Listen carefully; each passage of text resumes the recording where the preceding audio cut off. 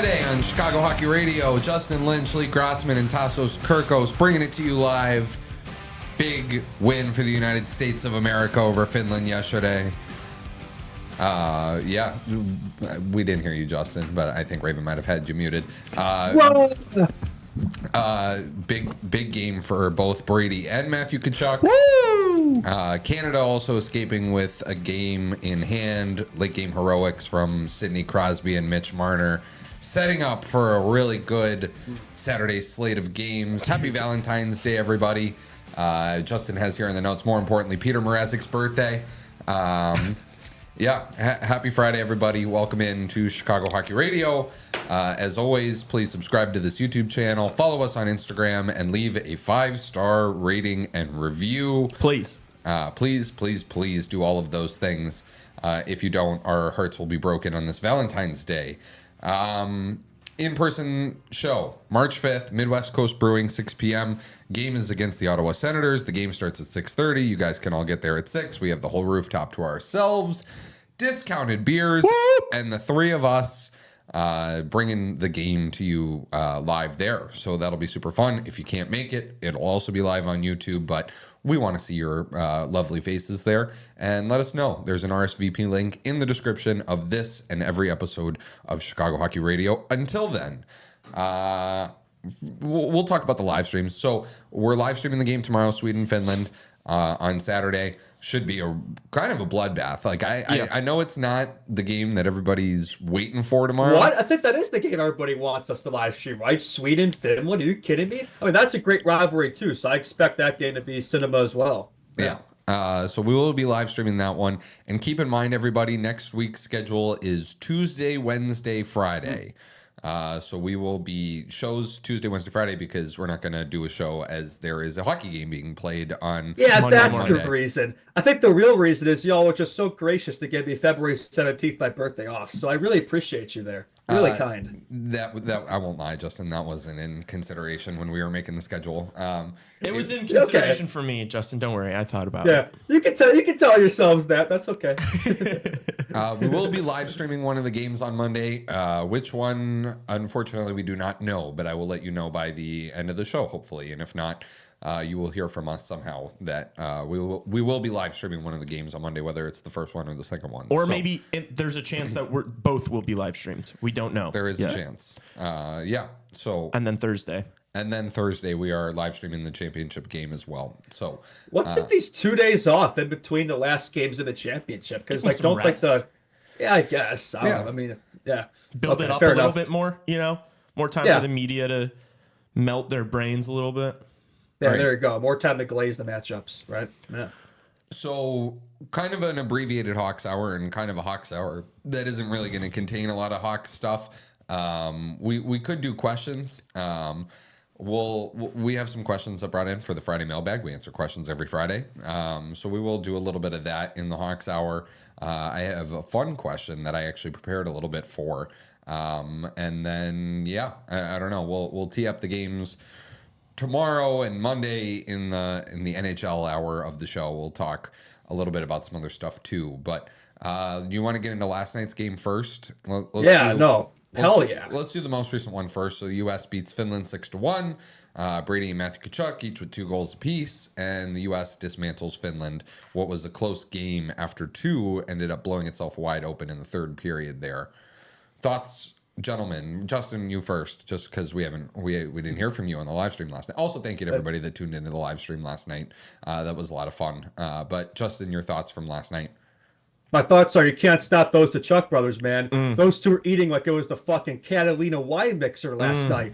Nom nom nom nom nom. Nom nom nom nom nom nom. Oh, that was every time that line was on the ice, I think the third period when they switched it up, they put Michael in between the Tkachuks brothers, and like when that line was out there was nothing Finland could do. Like they just overpowered the play, and just like a bunch of dogs on this U.S. team. I think they wear you down. It's like Finland hung in there for those first 40 minutes, but like they were like questioning what happened in the third period there. I think it's just they were tired. They were physically outplayed. And like that style of play is going to wear on you. And I think it's shown in the third period. This U.S. just completely overpowered the Finns. So good to see. I'm not gonna lie, I was a little worried. I know you weren't in the live stream. You were always like thinking we were in control, and it looked like it. It felt like the U.S. were always in control of that game. I mean, besides the first goal that was a little weak by Yoki Harju, Blackhawks legend, it felt like they controlled the game. But no, I mean Finland hung in there, right? We knew these games were gonna be close, but third period, that was anything but close. It was like watching, I don't know, like like a World Juniors, like USA versus Belarus or something. It wasn't even a game. It was they just took complete control. 2 goals in 11 seconds. I think one at the 17 mark as well. So like 3 goals in less than 3 minutes,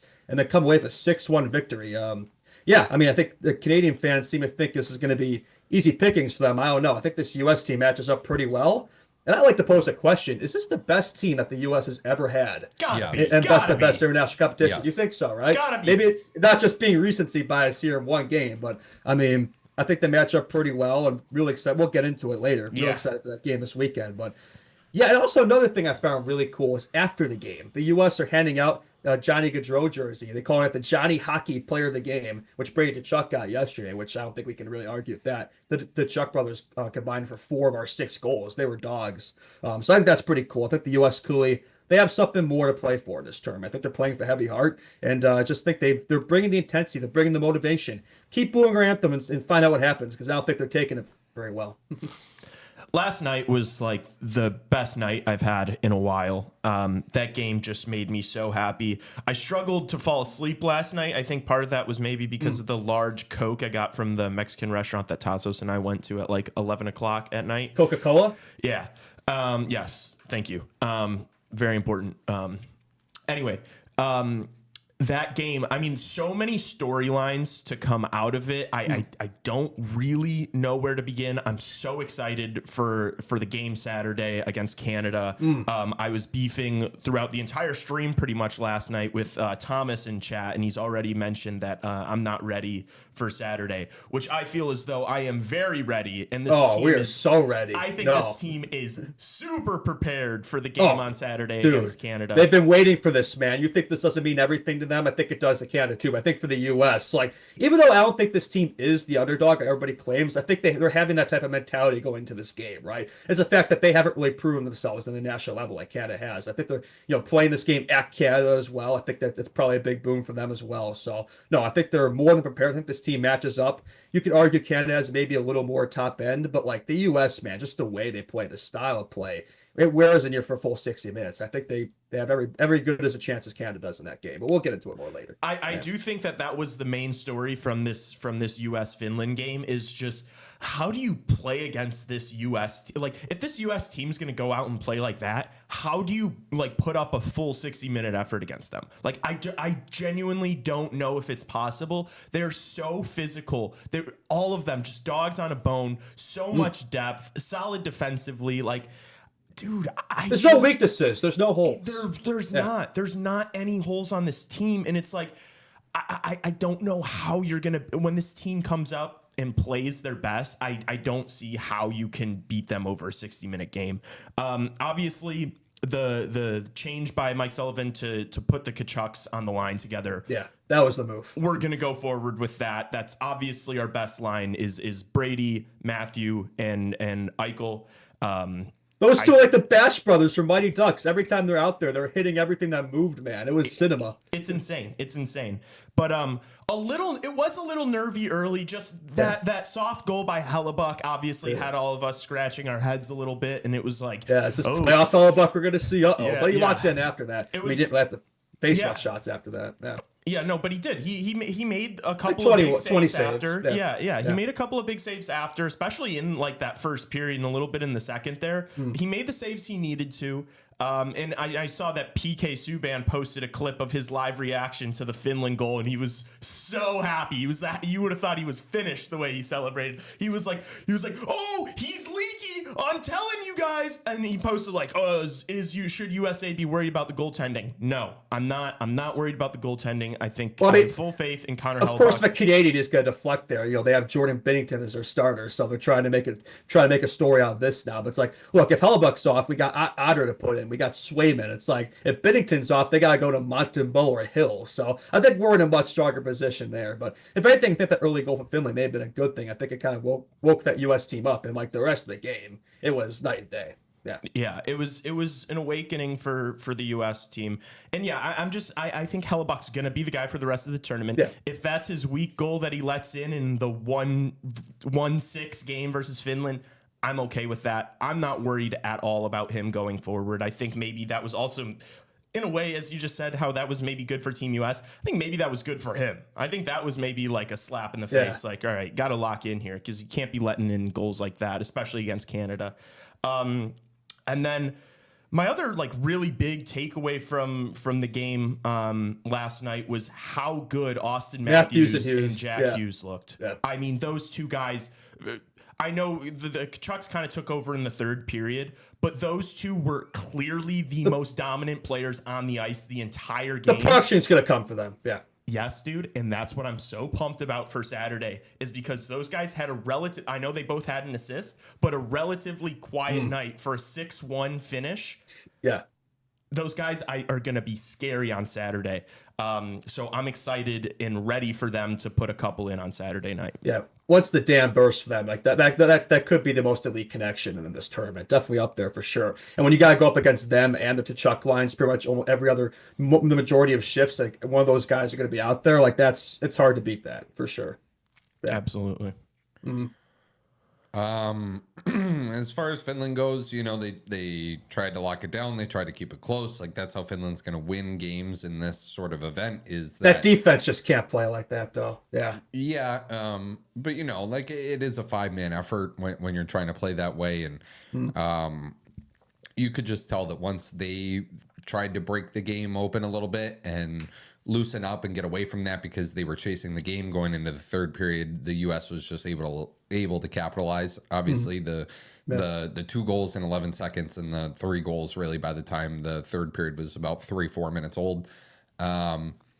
You know, there were some, you know, Zach Werenski was quietly impressive to me last night. He finished with 3 assists. I really liked his game. I made the notion on the live stream that, you know, I know they got the 2 power play goals in the third, but the power play just looked pretty discombobulated to me through the first 2 periods. He should be the quarterback of the first unit over Fox. He should be the yeah. And I really feel that way. You know, this is a team that is clearly missing the best American defenseman on the planet, and Quinn Hughes. That's the thing. Imagine how much better they'd be if they had him too. But it's always if, right? Yeah, but then to like Finland's missing Yeah, it feels like you're almost shoehorning Adam Fox into a power play quarterback role that, you know, you need a better distributor of the puck, I think, there. And Werenski would be that guy for me. But other than that, it was a really solid game. I thought Hellebuck was a little shaky, not just the goal he let in, but it felt like some other shots that came his way. He just bobbled a little bit. Like nothing was really like... I think once they went up by a couple of goals, he looked really solid. And I'm talking about the third period, really. I mean, I know Finland didn't generate a whole lot. But there were moments where I thought I was holding my breath a little bit, being like, man, is this guy going to let in another stinker or not? Maybe it's the fact that he looks like Dutch Vanderland's just not sure if his plan's going to work out there. I don't know. Maybe that's it. I think he had a couple of solid blocker saves. I'm just like... I'm not overly worried about it. I think people are making it more of a storyline, especially the Canadian media, just because, I mean, you kind of have to stir up something like that when you see what they just did to Finland. You got to be like, oh, is the best goalie in the world going to be able to deliver? Not his strongest game, but he wasn't tested too much. But I think he made the saves when he needed to. I also, the Fox thing, I agree with you that maybe they should go to Werenski, but also it kind of felt like they had him on a leash a little bit. Like, I don't... If you watch Fox quarterback the power play on the Rangers, he doesn't look the same as he did last night. Like, I feel like they were... Maybe that was part of it, was they didn't want him going north-south, like going to the net or, like, you know, getting in deep too much. So maybe that's part of it, but I agree. I think that it didn't click maybe right away as much as we wanted it to. So a personnel change there could be good. And then I also think Gensel on the, like, I'd rather Jack Hughes on the first unit over Jake Gensel personally. Yeah. Jack Hughes on the second unit. That was a little odd to me too. That doesn't really make a lot of sense. Yeah. Just cause like, just to balance the power. Yeah. I mean, like Matthews is the trigger man on the first unit. Tassos said it on the stream last night, and it was like clearly they were looking to try to get the puck to Austin Matthews. Hughes setting him up. Yeah. And so it's like, well, then if you're not really leaning on Gensel as like the main trigger man, what's the point? Like, have your most creative player on the team in Jack Hughes out there on the first unit. And they've been playing on the same line, even strength, that looks so dangerous together. Get them in the power play, more time and space, they cook. I completely agree. Yeah. Yeah, so, that makes too much sense, man. So yeah, I think if we were the coaches, we'd be putting Hughes in and Werenski out there on PP1. I was making a little time on the peeper, if you will. Peeper. Yeah. I was making jokes in the live stream if I was GM of this team that Vlasic would be their favor, and he proceeds to get an assist on the Boldy goal. So he actually had a pretty good game. So to give him credit, but that one came back to bite you really quick. Yeah, and that was like the biggest goal of the game. That, it was like that was the game breaker. It's like that's when they took the lead. They did it like they looked like a different team. Like because Finland was hanging in there, they had that belief, but that belief was kind of evaporated there once that went in. Yeah. Yeah. Excuse me. Other than that, I thought Barkov was clearly the best player for Finland, and then after that, it was kind of a steep drop off. Yeah. Who I didn't notice at all?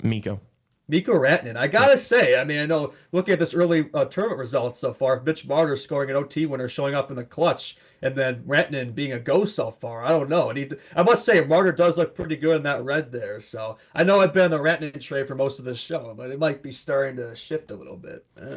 We can do some Mitch Marner talk too once we get to the Canada game. Can we play the Matthew Tkachuk clip though? It's a short one. Oh. Yeah.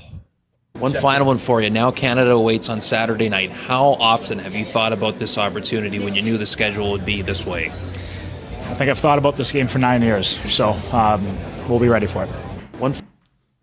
Yeah, I mean... That got me up on my feet in Burrito House last night. We've been waiting 9 years for this. You're goddamn right. You think this U.S. team isn't ready? They're sick of being Mr. Second Place to Canada all the time. Their time is done. It's over. This is your time. Now go out there and take it. That's what I want them to do. Just play the Herb Brooks. I know this wouldn't be a miracle, so maybe it's not the same, but I would still play the Herb Brooks speech for the game tomorrow. Get these guys as jizzed up as you can. The only other thing I have to say was Brady Tkachuk said too, there's no soundbite for it, but he definitely said that it was the biggest game of his life tomorrow so far. So, he hasn't played a Stanley Cup like his brother. Yeah, that was a little shot at Ottawa. Yeah. No playoff hockey for him. Yeah, the other thing too, and I mentioned this to Lee, as far as tomorrow goes, okay, so when you're in the Stanley Cup playoffs, you're constantly rising to a different level as each round passes on. And Matthew Tkachuk's a guy that's played in the last two Stanley Cup finals. I know that Austin Matthews is the guy wearing the C for the U.S., but it feels like Matthew Tkachuk is a captain. It really does. And what I will say is, and once we get to Canada, we have some clips here. Obviously, we have Sidney Crosby, and I have Mitch Marner and a Connor McDavid clip too to play for Canada, but. Crosby's a real captain. Yes, but it's different, right? Like in that locker room, I was talking to Lee about this at dinner last night, that Crosby, it's almost like they all worship him. They all sort of fall into line, and it's almost like they're all like in awe of him, like starstruck? Not necessarily starstruck, but maybe a little bit where it's like, they defer to him. You know what I mean? Like he's the guy, and he's a different kind of leader. Like he's not like Matthew Tkachuk. And it's not just with the puck they defer to him. Like they defer to him, like as you're saying. No, I'm saying in the locker room. I'm not saying on the ice at all. Yeah. Like I'm saying in the locker room as far as motivation goes. Like, Connor McDavid's not the captain of this team. No. Nathan McKinnon's not the captain of this team, right? Nathan McKinnon doesn't even have a letter on his jersey, right, for this. So I guess what I'm saying is like the U.S. locker room to me feels like it's got more guys that are gonna get the others up for Saturday's game. Okay. Yeah, that's kind of how I feel a little bit. That Matthew's not gonna let anybody in that locker room underestimate the task at hand tomorrow. Where Canada might have some guys on the team that don't really know what's coming for them tomorrow. For me, it feels like the Team Canada locker room is a little bit like it's kind of like the playoff mentality that you kind of want to see like guys have in the playoffs, where it's like business as usual, like let's go do it. Whereas I feel like these US guys just feel like they're extremely fortunate to be there, and that it's like they're not taking it for granted. Yeah, a crazy opportunity that they're not going to. Whereas I feel like the Canadians are like, all right, we know what we have to do. Like, let's go do it. And just personally, it's very matter of fact, like it's just any other game. Yeah. I personally, I would, and I'm not necessarily saying that I think Team Canada is going to be treating this like it's every other game, but just like going off the back of what Tassos said, like I think that U.S. locker room is going to be up before the U.S.-Canada game. Where I'm sure they will too, though. I mean, they do have that home crowd advantage, and like that place has been electric, the Bell Center. I know. I just feel like the message is going to be like, all right, boys, let's go do this. You know. I mean, but dude, like I already knew the game was over just based off of the anthems. Just the body language of those US players. Like you could just see these guys were locked in, dude. They were so locked in. I also love the fact that they brought Freebird back. Just make that the permanent goal song for USA Hockey. Like that's my move. Anytime we get to listen to Freebird these games, like that's a win for me.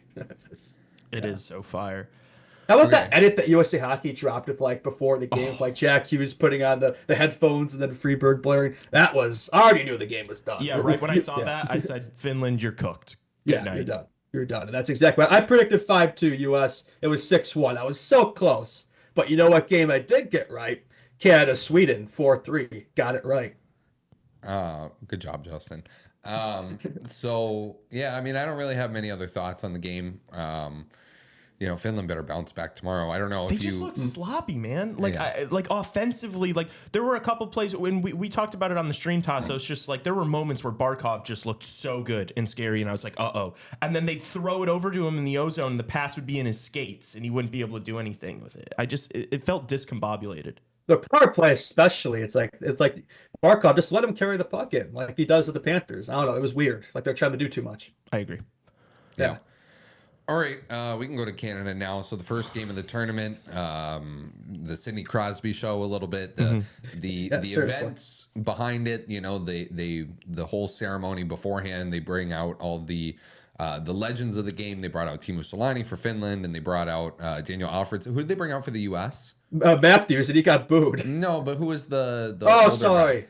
It wasn't Ruzioni. I can't remember. Damn it. Maybe Raven, could you look it up? Was it Medano? No, it wasn't Medano. It should have been Patty Kane if you're not gonna play. I don't think they were going to do that. I don't think they were going to do that. But they bring out, you know, all the people, and then Mary Lemieux comes out, and that was incredible. That was, you know, I got chills watching that. You know, and then the only person that got a louder ovation, or maybe a similar ovation to Mary Lemieux, was Sidney Crosby. Yeah. Is Sidney Crosby the greatest like Team Canada player of all time in hockey? Yeah. I mean, they're only like, what is it? Like they're like 26-0 now or something like that with him the last few games. The last 26 games. Yeah, hopefully the U.S. can break that streak because that's wild. And look, Crosby was the best player on the ice that game. 3 assists, like he drove the ship for Canada. He basically won them the game. And keep in mind what the storyline was going into that game. It was the health of Sidney Crosby. There was like a video. Yeah. There was a video going around of him like struggling to put his jersey on. I don't know if you guys saw that.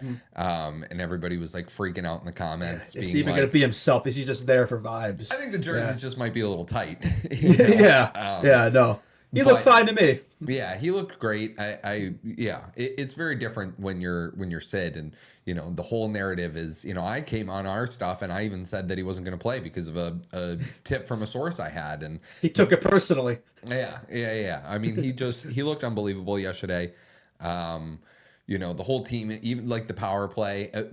One thing I heard this take from somewhere, I can't remember where, but. You know, and it's a pretty, I don't think I'm stealing anybody's take here because it's a take that I think a lot of people have. Just like that opening goal, right? McKinnon from Crosby and McDavid, you know, watching that goal made me realize what we've been missing out on for the last 8 years. You know, like I know we're trying to have good right vibes away, about this. set the tone. Yeah, but like, you know, like the fact that we've never seen those three guys play, it's a crime. Yep. It is a think about the missed growth too, not just worldwide growth that hockey missed out on these last decade. Yeah, it's crazy to me that we haven't gotten to watch that for so long. But Sidney Crosby was the best player on the ice, 3 primary assists. I think he might have been the most, and keep in mind, everybody, he's the oldest player in the Four Nations face-off, too. 37 years old. He's playing like he was 24. Yeah. Can I say something? Sure.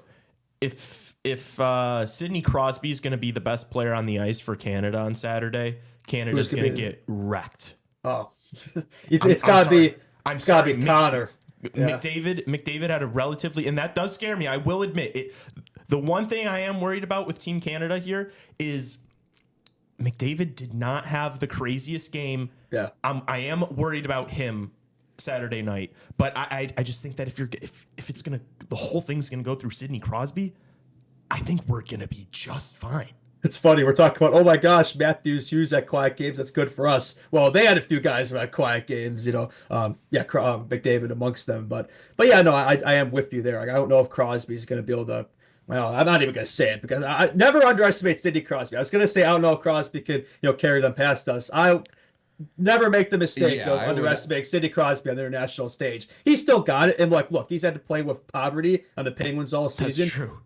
With actual talent around him, and suddenly prime Crosby's back. So if anything, he could still be their best player this tournament, even better than McDavid. Is that crazy to say? You better hope Sidney Crosby's not their best. I think quite the opposite. I think you better hope Sidney Crosby. I don't know. The little things that Sidney Crosby does are better than anybody else who's arguably ever played the game of hockey. I was best all-around player in the game. Like, if you watch the second Canada goal, the Mark Stone goal. That was the third goal. That was the third Canada goal. But if you watch that goal, he's bearing down on Gus Forsling, right? And it's like, the little head fakes and the scanning of the ice, and he looks around and he fakes driving it to the net one. I suggest you guys go back and watch the goal a couple of times, but he's got one hand on the stick, he's got the other hand pushing away Forsling's, and he's scanning the ice a lot, and then it's he thinks about driving the net, or at least he makes Forsling think that he's thinking about driving to the net, and then he flips it right back to Stone right on his tape, and it's perfect. And even on the last goal too, that one was silky. He didn't even think to pull off a drop pass in that situation. Nobody else is thinking about that. But he saw it beforehand. Mm-hmm. You know what I mean? He saw that Mitch Marner was there, and he saw that play develop before it happened. So I think he's the smartest player ever. I do agree with you that he's the greatest player to ever don the Team Canada jersey. Mm-hmm. I thought that was an excellent game. Obviously they lost a little bit of juice afterward, and they let Sweden right back into that game, which that to me would be more of why you would think about the United States being able to, capitalize more on that, because, when it didn't go well for Canada, it really didn't go well. Mm-hmm. We could talk about the injury to Shea Theodore right now before we... Yeah, that's a loss. Now they got Thomas Harley on standby. And probably McCarr's not practicing. Yep. He didn't practice today. Yeah, it'll probably be okay, though. But it's I don't want to hear an excuse if he's out, though, because we're without our best defenseman. Finland's without their best defenseman. So anyway, he'll probably be fine. But yeah, Theodore, that is a big loss for them. So we'll see how they're able to fill that for sure. Yeah, Theodore broke his wrist. He is out week to week. He only really got to play 6 minutes of the Four Nations. There was a quote. Do we have any idea what the timeline is? It's just week to week. Normally a broken wrist is 4 to 6, maybe, but it could be a little sooner than that. I'm sure Vegas is thrilled about that. Yeah, I'm sure they are too. So Thomas Harley was told to be on standby in Boston for a potential replacement for injury. And now the NHL has granted Team Canada permission to have Thomas Harley there tomorrow in the instance that Cale Makar is unable to go. Please. Yeah. So I just want to make sure I have it right. Yeah. NHL Deputy Commissioner Bill Daly says the league and the NHLPA spoke today and have agreed, given circumstances, that Thomas Harley can come in and join Team Canada in case Cale Makar illness can't play Saturday night. So that is the tweet, and that is the scenario. And now Travis Sanheim draws into the lineup, and that to me is the difference between Shea Theodore and Travis Sanheim is a large one. Yeah, for your 6th defenseman, yeah, that's a huge difference there for sure. I'm not even sure why Sanheim's even there. Like, you tell me they didn't have better defensemen, like, I don't know, Mackenzie Weegar or somebody they could have brought. I don't know. Sanheim's like, I probably would have picked 5 guys ahead of Travis Sanheim. Do you still have him? Or Evan Bouchard? It's close. It's close, but I'm thinking like Mackenzie Weegar. Honestly, like. Imagine what drawing like Chris Tanev into this lineup would do now. Just, block shots merchant. Yeah. PK guy. Brandon Montour, even right. A lot of people aren't going to love this take, but like Darnell Nurse maybe over Travis Sanheim. Like, if Darnell Nurse is going to be this tournament, then Seth Jones should have been there. Yeah, I mean, I don't know. Yeah, I don't know about that one, but Alex Vlasic. Justin. He can't help himself. I'm rallying you guys up. I was gonna say I'm rallying you guys up. No, I don't know. You're just sounding goofy, but I don't know. I think that's going to be a big deficiency for Canada tomorrow is loss of Theodore. It must be said, like early on in the game, it looked like they were going to run away from it. I mean, obviously, you get that early power play goal, but it's like it took Sweden like 15 minutes just to get a shot on goal. It was like 17 minutes. It's like they were cosplaying as the Blackhawks out there. It was like it wasn't even a game. But man, once they figured it out, man, it's like Sweden was the better team for like 2 periods of that game. They honestly were. I mean, Canada blew a multi-goal lead, and it's like even that overtime, I thought they got more chances, but Canada just got that one look. And Mitch Marner is already more clutch with the Maple Leaf in red than he is the Maple Leaf in blue. So I think that's kind of funny as well. Yeah. So we can talk about Mitch Marner now a little bit too, or do we want to play these Crosby quotes before we have a Mitch Marner discussion? So Raven, can we hear from Sid first? Sid, you can tell fans in this country, and I'm sure the players as well, have waited about 9 years for a moment like we got here tonight. How will you remember this night, and what was it like to be a part of? Special. I mean, atmosphere. Played in this building many times in the playoffs, but tonight was pretty cool. Just an unbelievable game and unbelievable skill and talent out there. It was some great hockey. You got an incredible reception when you were announced in the starting lineup before the game, and it seemed like you let out a bit of an exhale. What were you thinking then? Yeah, I think just grateful to be in this position to play in these big games, with this group and in front of this crowd. So it's a special place, and to get an ovation like that, you dream of playing in games like this. So it was really special. I appreciate it. Yeah, I mean, he's the GOAT. He is the greatest player to ever wear the Team Canada jersey, for sure. I think this is something that we need to talk about for the game on Saturday is like that building was rocking early and those guys came out on fire. And as you mentioned, they kind of not fell apart, but they, lost some juice as that game went on. I think that if Canada is going to win this game on Saturday, they're going to have to put in 2 in the first 15 minutes of the game. Like, if the U.S. take the lead, they take control. If they don't go into the first intermission leading, I don't think there's any chance they win this game. Just because that building is going to be rocking early. But then if USA is able to get their footing and get the crowd out of it, able to score a couple on Binnington and late first, second, it's going to be a tough night. It just is. And I think another big key for Canada is, and I guess more so for USA, is not taking penalties and trying to keep that power play off. That's where you lose the game, because that Canada power play is automatic, man. Like there's nothing you can do to stop it. Suddenly I feel a lot less confident Hellebuyck if he's able to face that power play a bunch of times. So yeah, play discipline, which is definitely a tricky thing because they like to play. We have that physical dog and a bone mentality, but there's got to be a line, right, that you kind of don't cross there. So for sure, the refs are gonna give any chance get that Canadian power play some looks. Can we hear Connor McDavid next about Sid? So, Connor, when you envisioned playing on a team with Sidney Crosby, is that kind of the performance you were thinking you'd be getting from him? Yeah, I think so. Really impressive. Obviously started right from the start with a great play on the power play there. Just great all night. Amazing to watch. When it comes to that power play, what's it like knowing that you could execute kind of the most creative offensive ideas possible and everybody on that unit can execute? It's really fun to know that everybody can think on the same level, can execute on the same level. it's really, really fun. We worked hard at it the 2 days of practice.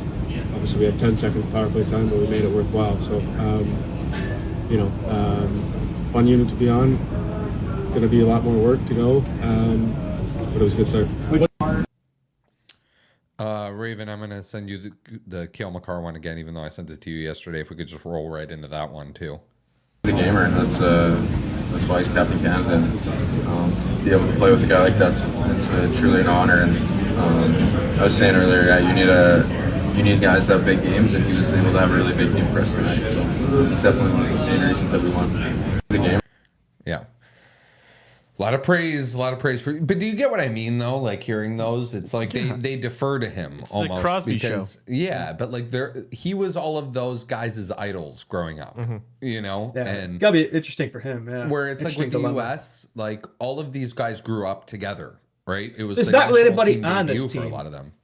Yeah, that's the thing. Like that probably would have been the case if Patty Kane was there. But maybe that's a good reason. I hate to say this, but maybe there's a good reason why he's not there. Where it's like there's not really this figure in the locker room that it's like everybody's kind of on the same page. You've all been playing for each other, right? So there's not this hierarchical system in place in terms of leadership of the U.S. Like everybody's kind of on the same page. Is what you're saying? Yeah. No, I absolutely. Yeah, I do agree with that. Yeah. I know that's kind of an out there take, but I don't even really think so. Yeah. 4 nations facing off. Clearly, those words of inspiration from Crosby really got his team going. Let's wrap up the Canada conversation with Mitch Marner, obviously the overtime winner. A player that, to me, for me personally, like I've been a Maple Leafs fan for a long time. I love watching. Where's that been in the playoffs? Yeah, and you know what? Like I definitely watch that, and I feel like my take has been validated a little bit, where I said that for all 3 Maple Leafs in attendance there, Matthews for USA, Marner for Canada, and Nylander for Sweden, that they could use experiences like this to learn and grow from. And like I watched that overtime winner, and that's probably the biggest goal he's ever scored in his life.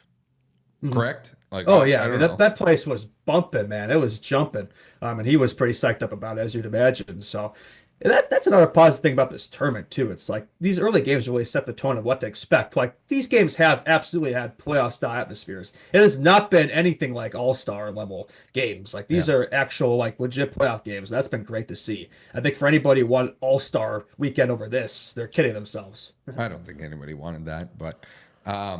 Yeah, I definitely, like, for Mitch, it's like, here's the thing, like, the perception around Mitch Marner changes a lot with a lot of Maple Leaf. Like, Mitch Marner is probably the most polarizing player in the National Hockey League, where, like, you have some people that think he's incredible, and you have some people that think he's just not good enough. You know what I mean? And in reality, like a lot of the people that think he's not good enough are Canadians who woke up yesterday morning thinking he's the second coming. You know what I mean? Because of that moment. When in reality, Mitch Marner's the same guy. Like he's always been this kind of player. He's always been really, really good. Like I've said it to you when we talk about him potentially joining the Hawks, that like this is a guy that gets you to like he is. If we're talking about like baseball, like wins above replacement, like WAR in baseball.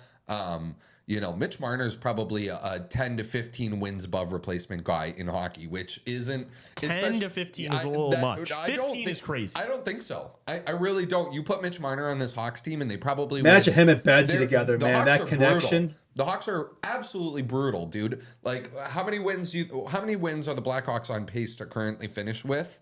I'm gonna guess around 25, 26, maybe a little more. Let me try 28 and do a little mental math. Oh, the whole thing is. Yeah, I don't think he, increases your win percentage by 50%. I think maybe it gets around 35, like maybe 7. The Blackhawks are on pace for around 30 wins this season. I think they finish with probably 12 more wins. I think they finish with 42 wins if they have Mitch Marner on this hockey team. On this team. On next year's team with like more young guns coming in, maybe a couple more additions. I'm saying on this year's hockey team. On this year's team, I don't know. Someone get this man checked for drugs, alcohol. I don't think Mitch Marner alone makes this Hawks team the playoffs. I don't think you guys really understand that it would like shift other players into more. This isn't the NBA. No, it's not. But he's that dominant of a like he is that dominant of a player. I know he's good, but just like I don't know, it's like and then it doesn't work like that. It's the little things. Like go back and watch the overtime goal. Like that play starts before, if you guys remember the 2-on-1 with Jesper Bratt and Willie Nylander. Yeah, Nylander should have buried that. But he didn't. But here's why. Like you watch the play because Mitch Marner is 10-2 going back. And he forces Jesper Bratt to make a bad pass over to William Nylander that he was never going to be able to handle. Then Mitch Marner takes the puck, he gives it to Sid, and he leans into Jesper Bratt a little bit and kind of gives him, not like a hit, but just like leans into him a little bit, like a stick check, right? And then he goes back and then he scores the winner. Like that's where that play starts. And what people don't understand about Mitch Marner is that he sometimes, and I heard this on another show, but like he gets criticized for not showing up offensively in the big moments for the Maple Leafs, but it's because he's like hyper defensively aware. Like he doesn't want to be the guy that lets in the goal that causes a problem. And the Hawks currently don't have anybody like that. But when you have somebody like that, it bleeds into other parts of the lineup. Is it going to make Connor Bedard a better defensive player? I don't know. Probably not, to be honest with you, because it certainly hasn't made Austin Matthews a better defensive player or William Nylander. Those guys cheat for offense, right? But sure as hell would boost his offensive production to his full potential. Yeah, it would boost his offensive production, and it would get other guys in the lineup to play a more detailed defense. I think you guys are wrong. Another thing, too, I think that... sorry. Or you can go. Mitch Marner has been playing on this Toronto Maple Leafs team that are notoriously really, really good during the regular season and then fall apart and choke early when it matters. In the postseason. Yep. And that's you think he's a part of that? I think I don't. It's not even just that that's a part of him or that he's responsible for that.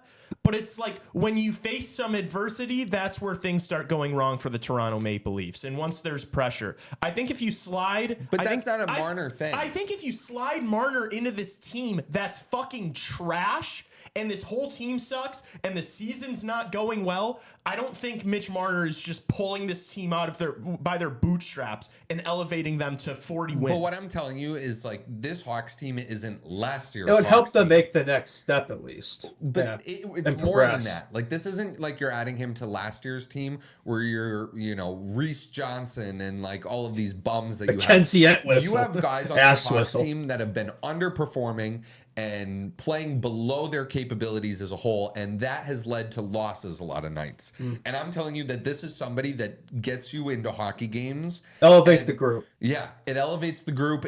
You're closer in some of these games. Like you take some of them to overtime, maybe some of the overtime losses, they end up wins, like keep in mind, this is one of the better shootout players on the planet too, where the Hawks have struggled this season. Like I'm telling you, I don't think 10 to 12 wins above where they are currently is that ludicrous. I'll say another thing I want to say. I think Betty's kind of been forced to be a playmaker on these Hawks teams, because everybody, because he's deferring to everybody. But it's like I think getting a playmaker, a real playmaker like Mitch Marner in this team, I think would open up his goal scoring ability in the NHL, right? Because he has this elite shot, and Marner would be able to find him pretty much anywhere on the ice. You think his goal scoring would absolutely rocket up and become that sniper. That connection those two could have, that could be. That alone could drive the Hawks. I'm not really quite in that 10 to 12 win train, but I do see your vision in terms of not just elevating Betsy, but the team for sure. Do I think Mitch Marner's a very good player? Yes. Do I think he would make this Blackhawks team right now significantly better? Yes. I do not think there's a single player in the NHL on the planet right now, including McDavid. That's wrong. Then. Including McDavid, that would make this team win 12 more games than they would have this year. Connor McDavid, 100%. Stop! This team sucks, man. Yeah, this but team it's sucks. It's not like it shouldn't be this bad. You know what I mean? Oh yeah, no, we've talked about this. Bad. We've just seen major Mikko Rantanen going to we've seen amazing players change teams, and the finished product, the amount of wins, not really change that much. I think 12 wins is a crazy thing to say. Well, 12 wins. That's a different situation. Mikko Rantanen has been proven now. like to have really been relied upon, like Nate Dogg, Merchant, Nathan McKinnon, a little bit. You know, Mikko Rantanen is still a top player in the NHL. Marner's not a Matthews Merchant. No, Marner's exactly. Marner's. If anything, like they're pretty equal actually. You look at their stats and all that. Yeah. In fact, the thing about the Maple Leafs is the guys on the team are better when somebody's out with injury. Like there is something to be said for that. You know, like I still Nathan McKinnon is still the same player without Mikko Rantanen, and Mikko Rantanen is not the same player without Nathan McKinnon. I agree with you that he makes this team better. I would love for the Blackhawks to sign Mitch Marner.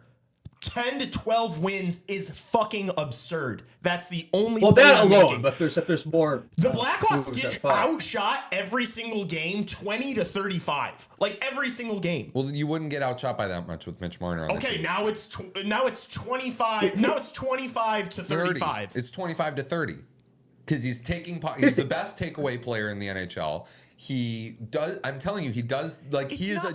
It's one player though. He's only going to be out there for a third of the game. Yeah. What happens when Pat Maroon and Ryan Donato come over the boards? What do you have a dominant? Sucks. The Hawks haven't really had a dominant line since the Kane Taves era, though. Like, add Marner or Betsy, that could be a dominant line that just alone wins you games and drives the play. Yes, there must be it would. I don't think you 12 games. I don't think Marner would get 10 to 12 more wins on this year's Hawks team, but I think on next year's Hawks team, if more young guys coming in, a couple more additions, I do think he could. And we get the top draft pick too, maybe. Like, I think that could happen on next year's team. Yeah, I don't know. But not alone. I'm going to tell you both you're wrong, but... I watched this team. On paper, the team this year is leaps and bounds better than the team last year. We did not see that big increase. And I know you're going to say they didn't add Mitch Marner, they added Pat Maroon and Craig Smith, and I don't give a shit, man. It's one player. We thought the roster was going to be way better. Success, it's not always linear. 10 to 12 wins is absurd. Yeah, it would make the penalty kill a lot better here. It would make, keep in mind, he's like Canada's top penalty killing forward right now. Our penalty kill is good. Yeah, it would be even better. And so would the power play too. Power play is good, but it would be better with Mitch, I'm just telling you, I think Connor McDavid's a 15-win player above replacement, That's kind of what he like. It's Connor McDavid. He's the best player of all time. Are you kidding me? They did fine. They played fine without him. Who? The Edmonton Oilers. They had Leon Draisaitl. Well, yeah, because it's the Edmonton Oilers. Yeah, that's what I'm saying. 15 games for one player is craziness. But it's not for every team. Like I'm talking about the Hawks specifically. The Hawks would have because we're down here, so it's there's more potential, for growth. We're talking about a team that's going to barely scrape to 30 wins this year, maybe if they're lucky. I see what you're saying. I think they would be closer to a 40-win team, 45-win team. Is that a team that makes the playoffs? I don't know, but it's at least in the mix, in the hunt, Yeah. Yeah. Not a lottery team, not a basement dweller. Yeah. Yeah, and I think that goal was huge for Marner and his, I don't want to say confidence because this is already a confident guy, but, learning how to do it, right? Like this is what this international competition, not just for the Maple Leafs guys, but Wayne Gretzky said on the TNT broadcast during the Canada game that he's teaching all of these young guys how to play. Sid is, he's teaching them what they need to do. And I think it's going to be wonderful. If the Edmonton Oilers come out and win the Stanley Cup this year, I think a lot of it will be the lessons that Connor's learned from Sid about what it's like. Remember, Sidney Crosby lost his first Stanley Cup final in 6 games and, then went back the exact next year and beat the exact same team in 7 games, right? He did that quite a bit earlier in his career, though, to be fair. Yeah. But you're right, though. And I think for Marner, too, he's been criticized a lot. I think some Hawks fans who wouldn't want to bring him on and say, oh, he's not a dog. He doesn't show up come playoff time, etc. But it's that moment did show. He does have that clutch gene somewhere in him. And you do look at a lot of Maple Leafs players when they go elsewhere, they suddenly decide to figure it out come playoff time. So, again, I don't know how realistic it is. I'm sure the Leafs will do everything in their power to bring him back. And I think the Rantanen one's probably more realistic, but I think we'll see. I'm not really sure, like, again, the salary too, like what that would look like as well is another question. But, well, if you're the Maple Leafs, they might be daydreaming. Yeah. If you're the Maple Leafs, you better hope his agent Darren Ferris is on vacation right now, not really paying attention, because that roses the stock a little bit. Yeah. Well, if you're Mitch, wouldn't you, like, to stay in Toronto, like, wouldn't you go in there and ask $14 million a year at least? I think you could ask for $15 million. If Radnan's asking for 15, I think he can do. Yeah, I don't disagree with you. I don't. But that cap going up, then yeah. And keep in mind, like, those kids in Toronto have always been given what they wanted. Yep, keep doing it, Toronto. Well, he'll get the same thing on the open market. The Hawks will give him that. Yeah, so that's fine. But the Hawks don't have 3 other guys that they're doing that to. So well, they're going to have another one when they give Connor Bedard a contract. So that'll be 2. Another one. Yep. Okay. So, yeah, if the Maple Leafs don't want, if the ask is too high, then maybe it gets to a point. I don't think it would get to the point of what we saw with Mikko Rantanen, where he's traded. But yeah, I definitely could see this going down to the wire. And if Brendan Shanahan and Brad Treliving don't want to meet that asking price, whatever it is, like, Mitch Marner's probably going to have to take under Austin Matthews. Yeah. Yeah, like 12.5, 13, whatever it is. Is that what Matthews is this year? Matthews it's around 13 million. I don't know the exact figure. Yeah. Yeah. Can we hear the Mitch Marner clip on scoring the overtime winner? Yeah, he's gonna be pumped as shit. He's gonna be going nuts for sure. Yeah, it's gonna be really cool to see him. Just hear what him and my mom are gonna say about that. I mean, ever since day one, like I've spoken about it all week, is 87. That's all I wore growing up. It's all I cheered for, and it's a really cool, surreal pinch me moment there for sure. So something I'll always be grateful for. Where your folks? Yeah. All right. Matthews is 13.25 billion. So if they're doing that internal cap thing, it'd probably be 13 million for Marner. Yeah. Yeah, which, on an 8-year deal, if your asking price is 14 and a half, God forbid 15, you're looking at anywhere between leaving $8 and $16 million on the table, which it's Toronto, right? So you can make that up in marketing stuff that isn't really available in other markets in the league. Taxes are a lot higher there. But the taxes are a lot higher there. It's not like the taxes here. It's not like this is a no-tax state either. But I bet those guys make so much more money on endorsements and stuff than anybody else, Yes. Yeah, they do. They do. Because all the big brands in Canada, like, all the NHL players, I've been seeing Oreo is the big one I've been seeing lately. Mm-hmm. Connor McDavid and all those guys, they've been, like, pumping out Oreo content, Yeah, McDonald's. It's like all this junk food that these world-class athletes never fucking touch. Yeah. Stop it. But it's all the big country or the big companies, right? Of course. Yeah. That's where the money is. Yeah, I've never seen a Mitch Marner Sweet Green commercial. I'll say that much. All right. I think some good news too is the fact that, like, this is just a little taste of what's to come. This little 4 nations. We got the Olympics next year, but we got the World Cup confirmed back for 2020. Save it for NHLR. Save it. We'll save it. All right. Save it. All right. Let's hit a break. We'll do questions. We'll do World Cup talk, and we'll be right back here on Chicago Hockey Radio. Stick around on the other side.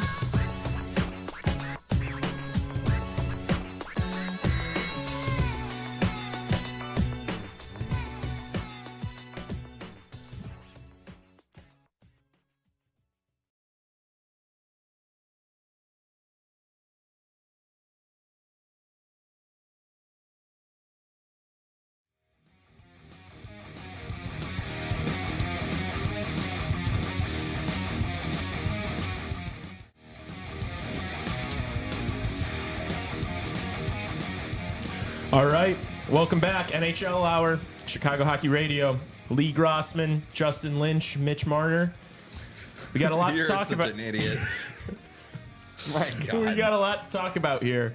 Connor McDavid and Mitch Marner were actually in my dream last night. I swear to God.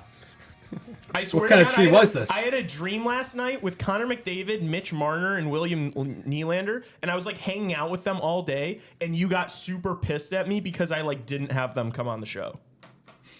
Wow. You didn't have them come on the show in your dream? No. What an idiot. What an idiot, honestly, even in your dreams. All right. We will talk about the World Cup of Hockey and the international calendar. I sat down and watched the press conference that Gary Bettman did. But let's do Friday questions first before we dive into that. Wait, before we do that, can we just say that we're going to be streaming both games on Monday? Oh, yes. Yes. Are we streaming both games on Monday? I am somehow just like not working at all next week, which is good for us. Good for us. We will be live streaming both games on Monday and the Sweden-Finland game tomorrow. So let's hope that... I don't know. What kind of results do we need tomorrow to make sure that the games on Monday mean something? Like, Finland needs to win. Well, also, like... Maybe an overtime. That was something we didn't talk about. Like, if Sweden beats Finland tomorrow, there is so much pressure on Canada going into the game at night. Yeah, because like because the U.S. like they can clinch a spot in the championship game for regulation win against Canada tomorrow, right? Yes. With I think in an overtime win they would, because that would be 5 points. No, it's got to be regulation. It's got to be regulation. Yeah. They don't advance with 5 points? There's a potential they don't. Not if they lose on Monday then and Canada wins. Sweden would have to win, and then Sweden would have to beat us. Yeah.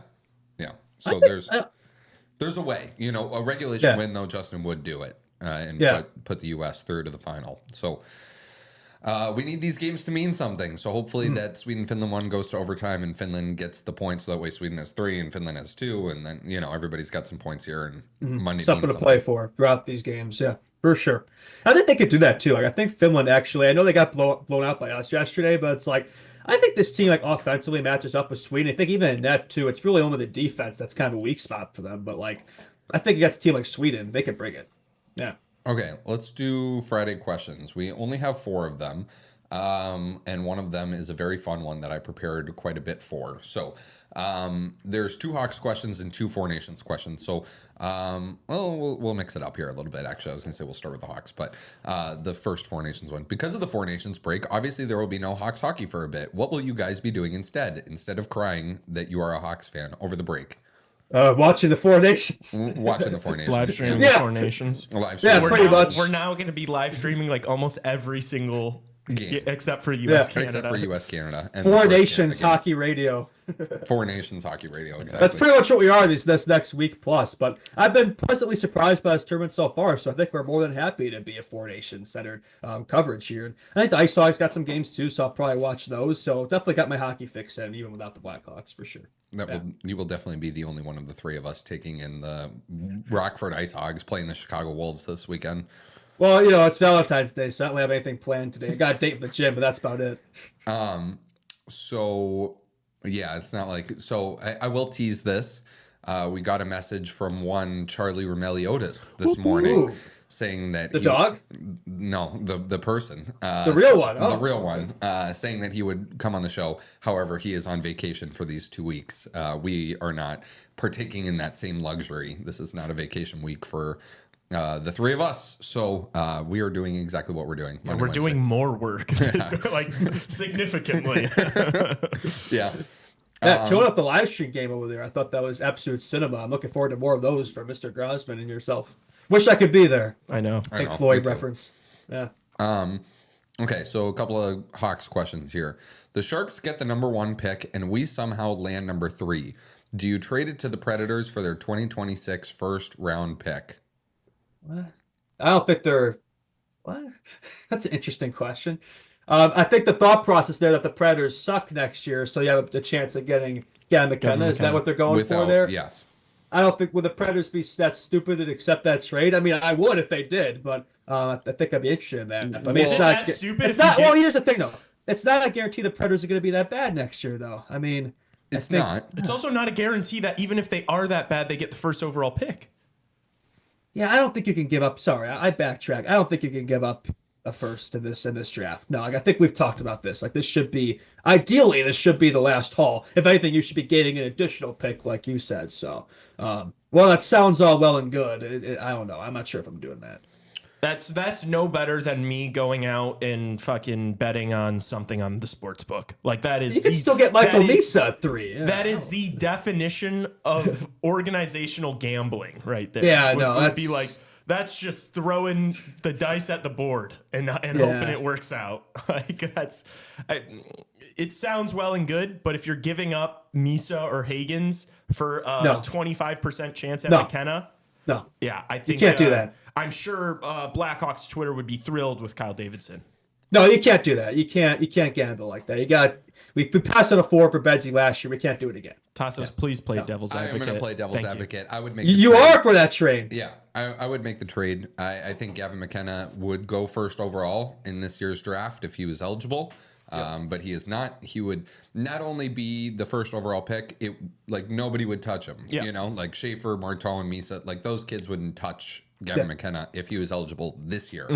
And he looks like he could be Bedsy level. Yeah, I think he could be better, which is people say that. You know, I really do. Now, I look at the World Juniors. Bedsy was already dominating that tournament at that age. I didn't really see much of McKenna in his double underage year. No, he wasn't. Yeah, he was. Yeah. Not like the draft year. It wasn't the same. Well, that was the one that was canceled. He already had like 4 goals and an assist in 2 games, and then the COVID happened, and they had they redid the fall. He played Austria though, dude. Like it's not like he had a hat trick on Austria. It's not like it was the United States, right? So what I will say too is I think the Nashville Predators would make that trade. Because I think Barry Trotz hasn't done as great of a job as a GM as a lot of people. I don't know if people thought he was going to be a good GM or not. I didn't really know. I think it's safe to say now. No, he's a coach, not a GM. So there's more pressure on him to fix it now. There is. You go out there, you spend big money on Stamkos, Marchessault, and Shea, and it has not worked out for you. Now, I believe 2 things. I believe the Nashville Predators are going to be the worst team in the NHL next season. And I also believe that they will think that they're not going to be. And so like they're not even going to sell. They're just going to be ass. They're going to make additions this summer. And Justin might be a little frozen here. We might have to wait to get him back here. But yes, I think the Nashville Predators should be a playoff team, but that's not. Yeah, no. That was crazy. That was crazy. Continue your thought. So I think they're going to be better. Or I think they're going to be worse, but they're going to make moves that lean to the idea that they're going to want to be better. Like they want to be better. They're going to try to do what they did this year again. Like if they're going to do the same thing, I think it's going to fix itself. Yeah. So I would make the trade. I would make the trade, especially if there is a Mitch Marner or a Mikko Rantanen going to market that you are going to throw everything at. Then you better get one of them then. That puts all the pressure. That's what I'm saying. You know what I mean? Yeah. Or you trade for Elias Pettersson or you do something, right? Like then it puts more pressure to make augmentations to this Blackhawks roster that are not through the draft. Because I've also said this too.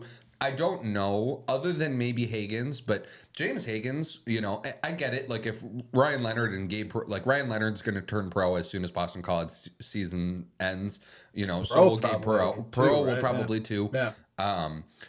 So I don't know that he would, if Higgins is going to return to like the best situation in Boston College, I don't know if they have any like big guys coming in, we haven't seen them.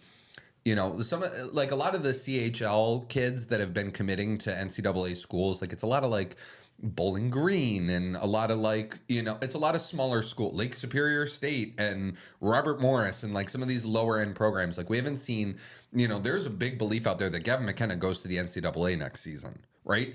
And we haven't really heard anything about that yet. I'm sure Medicine Hat is still trying to really keep him there.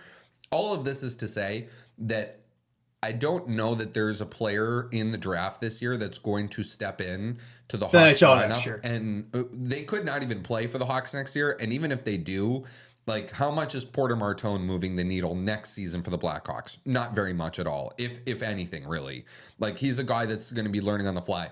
Higgins, maybe a little bit. Schaefer, even if I drafted Matthew Schaefer number 1 overall, I'd send him back to Erie for another year because he's hardly played this year. He's hardly played this season. Yeah. Exactly. Well, Misa, look at his production, exceptional status. You don't think he can slide into the Hawks lineup like next year? Maybe, but you're talking about if Misa goes 4th or 3rd in this situation, you know what I mean? Like, you're telling me that the top 2 picks aren't playing in the NHL, but the 3rd one is. You know what I mean? Like, maybe, but like, how often does that happen? Never. Yeah, not super often, but I mean, you'll get outlier situations too. Like last year, Zach Benson was drafted like 13th by Sabres and played. You think if the Sharks take Schaefer first overall, he's not playing next year? Maybe. I think he's already like the second best. He's already the best. I think he's already the best defenseman on that core. That's how bad their core is. Yeah. I guess I'm just saying if I were the Hawks, and I ended up with the Hawks probably doesn't need to play. The Hawks doesn't need to play next year because they have guys in that D core if they were to draft Schaefer, which I'm obviously not on that train. But I understand what you're saying. Higgins too. Like you look at is he ready? I think he probably is, but you could argue he maybe could use another year in NCAA. So I think for the U.S. they probably want him to go back because that World Juniors team without him next year on U.S. soil, Minnesota could be kind of rough. Yeah. I think that was a great argument you just laid out. I still I don't see them doing it because in that scenario you're betting saying the Predators doing it. The Blackhawks. We're not betting on ourselves there. We're betting on another team being bad. Like if Nashville adds and then it kind of they just needed like a season to experience, eat shit for a little bit, play together, learn each other. That and could go very badly. And then the Predators make a wild card spot next year. Kyle Davidson. Then you look like an idiot. Then you're fired. That's a move that could get you ousted. I don't think they're going to make the playoffs next year. I know you don't think that, but if they do... But it's not just that. Like, they have to be literally, like, the worst team. If you do, you traded a 3rd overall pick for the 19th pick. Yes. Yeah, I don't think you could take this risk. I think at worst, you'd go from, like, 3 to 5 next year. You know what I mean? It wouldn't... Nashville's not going to make the playoffs. You're making this trade for Gavin McKenna. So it's like, if you don't get McKenna, then it's a fail. Yeah. The other thing, too, that I know nobody wants to hear this in CHR land, but don't say it. There's no guarantee that the Hawks are very good next year either. That's true. We know that. They could very well end up in the exact same position, right? Oh my god.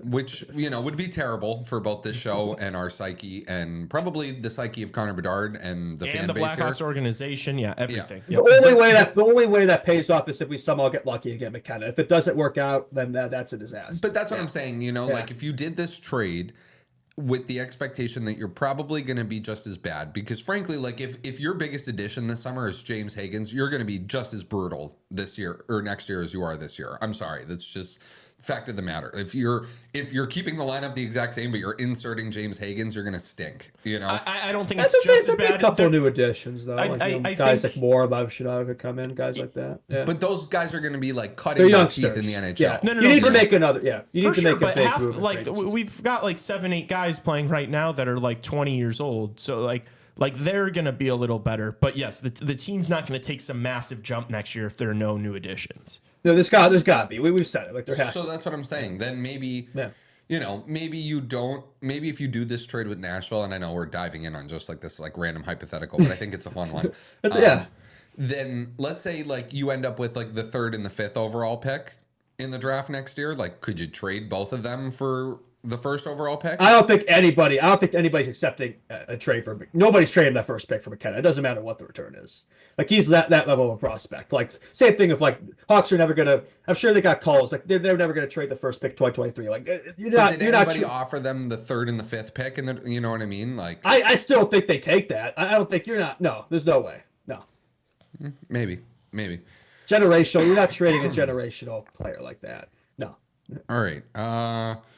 2 more questions. Let's see here. Where was it? What excuse me. What concerns, if any, do you have with the current rebuild and how it's progressing?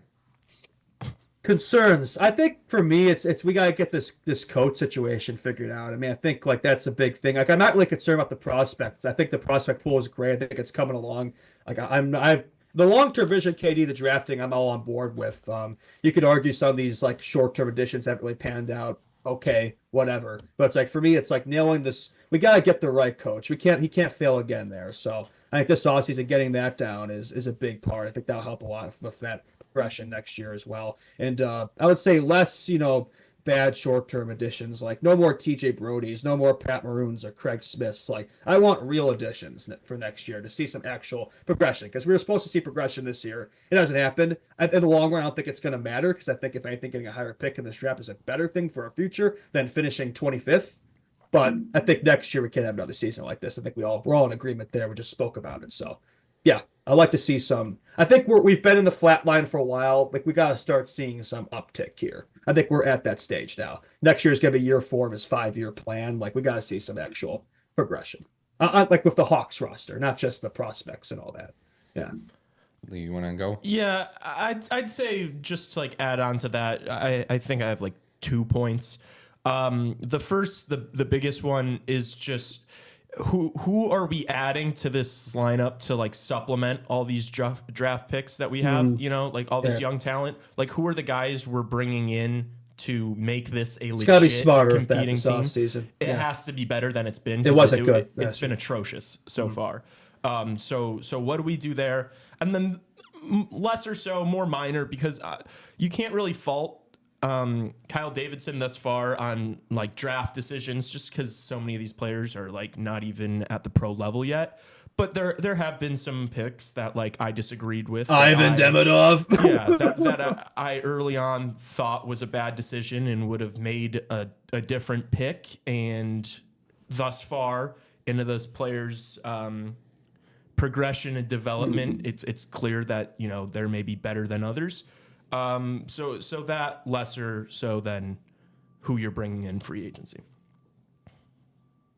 I don't know if Tassos, if you had to. So I'm going to take a different approach. Sorry, I was teeing up. We actually just got another question in chat I want us to answer too. But I'm going to take a weird approach to this one. I'm going to say something that I know you guys feel is a strength in the prospect pipeline. I'm going to say the defense is a bit concerning to me in the rebuild right now. I think that right now you have this Seth Jones contract that's weighing down on the team. Alex Vlasic looks like he's going to be a top 4 defenseman for a long time. But for Kevin Korchinski, you're having him spend 95% of the season in the American Hockey League after you spent I do think he should be up here right now. After you spent the entirety of last season letting him make mistakes in the NHL, you've now told him that he's not good enough for an NHL team that is trotting out TJ Brody and Alec Martinez together on a lot of nights. Yeah. And you also really gambled on a player in Artem Levshinov, who, look, I'm really high on him. I've said it before on the show that I think he has a lot of runway and that there's probably more.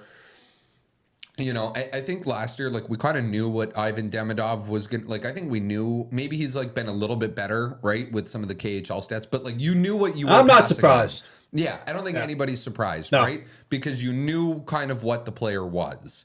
Now with Levshinov, there's a lot of like what if and like what could be, right? Like there's a lot. There's not a lot of certainty. The ceiling is incredibly high. He's raw. Yeah, he's raw. The ceiling is incredibly high. But like, what's the floor for Artem Levshinov? Yeah, you know what I mean? Yeah, like he could be like I hate to say this, guys, but like he could be like a number 5 or 6 at best. And I'm just saying, like, if his development doesn't go the way we expect it to go, and so then it becomes an issue of who is your high end defenseman, like who is your high end. Because if your high end is Alex Vlasic and Seth Jones for the next 6 years, your ceiling as a team is probably pretty low. So that's why I say it's the defense, and you have like a lot of these, like, I've really liked Nolan Allen this year. I've liked Del Mastro in his short stints, but you have some of these guys that, like, how good are they going to be really? Like, are they really full-fledged National Hockey League defensemen? Like, you look at the D-cores of the teams that have won the last 3, 4, 5 Stanley Cups, and then you put it up against, like, what these guys could be at their max. Like, you know what I'm saying here? Like, who's the Gus Forsling? Who's the, Ekblad and Montour, and who are some of these guys, right? Or Vegas especially, they have, and they had to bring in Alex Pietrangelo from free agency, and then they have like Braden McNabb and Shea Theodore, who they sniped from the Anaheim Ducks, and Noah Hannafin, but he wasn't on the team when they won. But like Nick Hague is like a big kid too, that's like nails, you know what I'm saying? Yeah, that's my. I know that sounds like kind of weird. I'm just trying to pick a bit of a different answer. I guess the goaltending is a bit of a concern too, because for me, there's only you have to really hope that you strike gold on a you have to strike gold on a draft pick with a goalie and hope he turns into because the jump between the tiers of goalies is stark, right? You have like the elite guys, and then you have maybe the guys that are like right underneath it that like can win you a Stanley Cup. Like Adin Hill is certainly not in the elite, but like clearly you can win a Stanley Cup with Adin Hill if the rest of the team in front of you is good enough. So I just don't think that the Hawks have that kid in their system right now. You're essentially playing roulette, with Comesso or Guyon. Like maybe they become a top 10 goalie in the NHL one day, but what are the odds of that? Are every other team is hoping that their goaltending prospects turn into those guys too, right? Now that lends to the idea of just go out and acquire a goalie then if you're looking for one, you can make a trade for one at a later date. So I'm going to say the defense. I know that's probably not a popular answer, but I just think you're hinging a lot on Korchinski and Levshinov becoming exactly what you envision them becoming. I think it's a fair point. It's a fair point, but I think I'm a hell of a lot more concerned about supplying Bedard with help versus in potential defense and goaltending problems at this core. That's for me. Yeah, that's my short answer to that. Yeah, but you know what? You can always acquire offense. I know you could do the same with any position. Yeah, but defense is hard, man. Defense is it's really hard. Think of the Hawks when they won the Cup. How did they get all, you drafted and you hit on Keith. You drafted and you hit on Seabrook. You drafted. I know, these guys are so young. It's like you're already kind of putting out these what-if scenarios if these guys fail. These are teenagers we're talking about. Yeah, we can't even, how can, I don't know. my thing is, you've got so many of these pretty promising young defensive prospects that, and you only need 6, And we have more than that right now. I mean, are they all going to pan out? Probably not. But there's less holes there in our pool compared to forwards. We have a lot of middle 6, bottom 6 guys. We don't have a ton of top 6. Oh yeah, that's your wingman for Betsy. And even if you don't have superstars, if you've got several top 4 guys, that's okay. The Panthers, literally, I know Ekblad's good, Forsling's good, but Alex Vlasic is on pace to become what Gus Forsling is. There's another name that wasn't even mentioned there, Sam Renzel. Look what he's doing in Minnesota right now. Throw him in that top 4 too. Bam. Exactly. Yeah. So I just think that you're bound to have 3 of these guys be top 4 defensemen, and so it's the bottom pairing is kind of always. Bottom pairing defensemen are always getting shipped around every year. That's not really a worry. But yeah, it's more about having 3 or 4 guys that can play the top 4 minutes.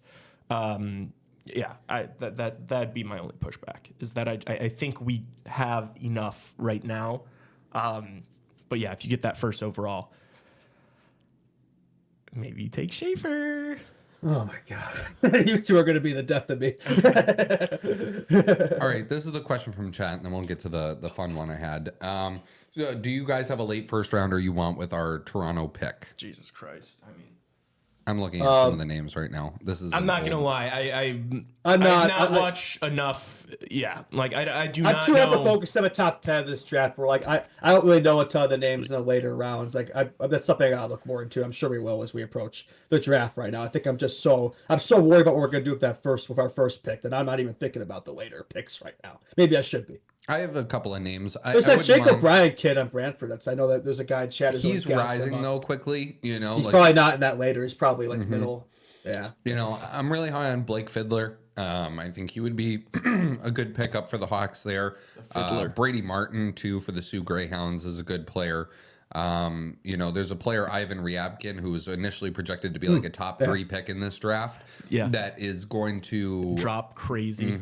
And Ivan from Russia. Let's make up for our past misgivings there. Right? I think he's been really good since he came over to the Muskegon Lumberjacks to finish out his season in the USHL. And I think he's been pretty good there. I'll get his stats right here. He's got 13 points in 11 games with the Lumberjacks in the USHL. So he's looked really good since making that transition over. I think I like those guys a lot. There's a guy, Charlie Trethway, for the NTDP. I don't know how high he's going to go. Logan Hensler, who I expect to be gone by then. But, those are some names. Beautiful. Okay. I'm sorry. I think my lip is bleeding. All right. Let's do this fun one that I prepped for a little bit here.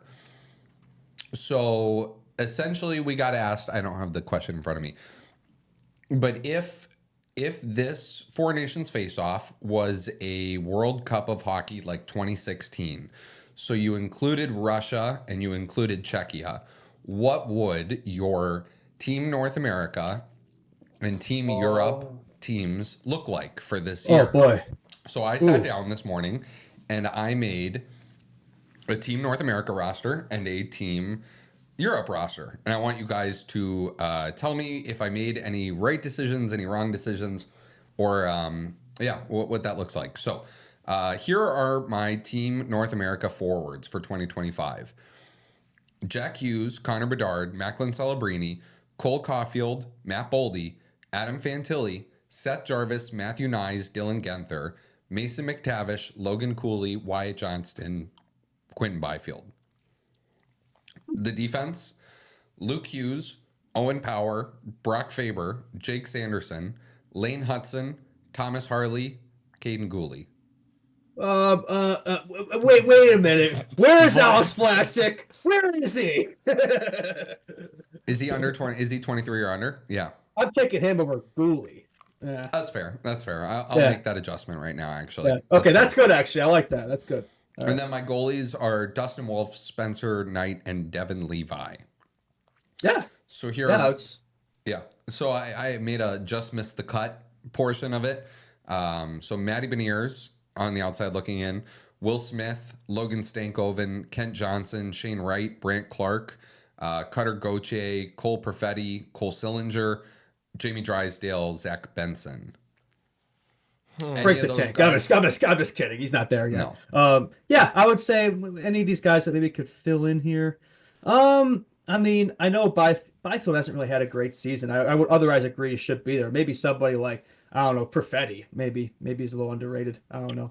Or Stankoven. He's had a good season. But yeah, defense, I would say I agree. Now that Vlasic's in there, and goaltending, I can't really argue with that.